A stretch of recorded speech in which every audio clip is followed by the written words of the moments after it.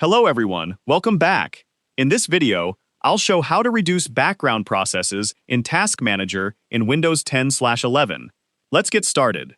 First, right-click the taskbar and select Task Manager. You can also press Ctrl plus Shift plus S on your keyboard to open it directly. If Task Manager opens in the compact view, click More Details at the bottom. Now, click the Processes tab.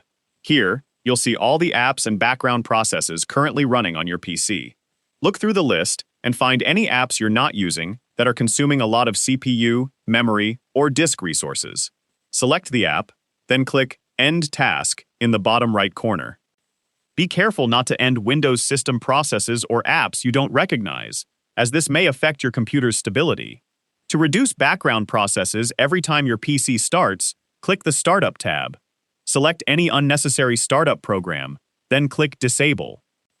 Once you've disabled the apps you don't need, close Task Manager. Your computer should have fewer background processes running and may perform more smoothly.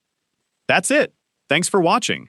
If this video helped you, don't forget to like, subscribe, and I'll see you in the next video.